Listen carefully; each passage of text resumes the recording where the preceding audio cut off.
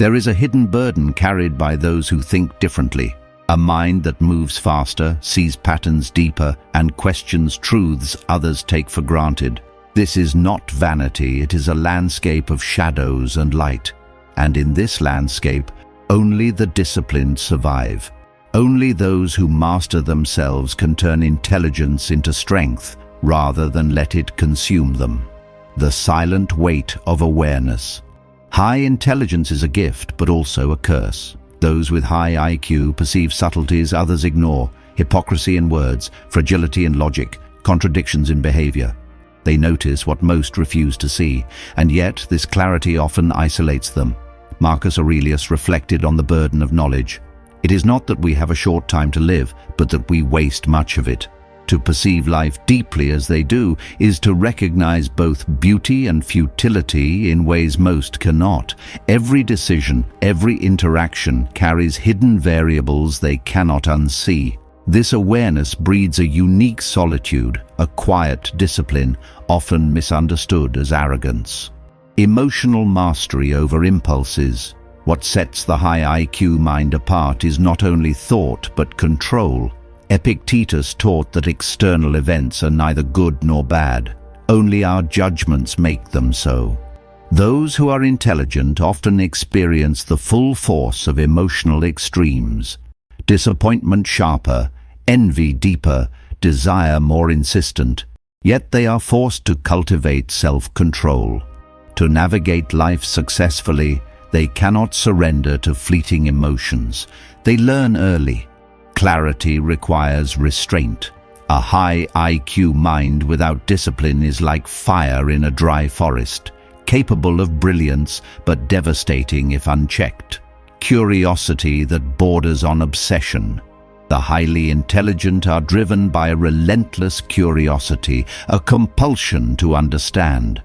Seneca said, "It is the power of the mind to be unconquered." They dissect motives, strategies, and ideas, not to manipulate, but to master life's patterns.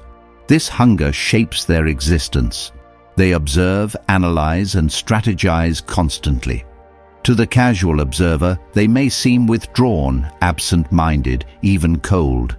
But it is not apathy, it is focus, the cultivation of wisdom in a world that often rewards the superficial. Isolation is a discipline, not a punishment. High intelligence breeds social friction. They often feel alien in crowds, unable to relate to minds that move more slowly or superficially. And yet they embrace solitude not as punishment, but as refinement. The greatest Stoics recognized the value of this self-imposed isolation. Marcus Aurelius wrote, "Nowhere can a man find a quieter or more untroubled retreat than in his own mind." For the high IQ individual, alone time is where insight matures, character strengthens, and the soul recalibrates. The inner fortress. At the heart of this psychology is a Stoic truth: intelligence without self-mastery is hollow. The truly gifted cultivate a fortress within, a mind that discerns, a heart that resists, a soul that endures. They know the world will challenge them, often unfairly. People will misunderstand brilliance, they will be envied, underestimated, or isolated, but by controlling desire, mastering thought, and tempering emotion, they convert isolation into freedom, observation into strategy, and knowledge into power. High IQ is not a gift to flaunt, it is a crucible, and those who survive its heat emerge not only wise, but unshakable. We must remember this. Intelligence alone does not elevate a man. Discipline, self-mastery, and clarity transform potential into legacy.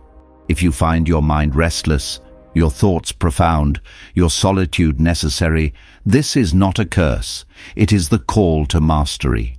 We are not merely thinkers, we are warriors of the mind, and in that discipline we find freedom.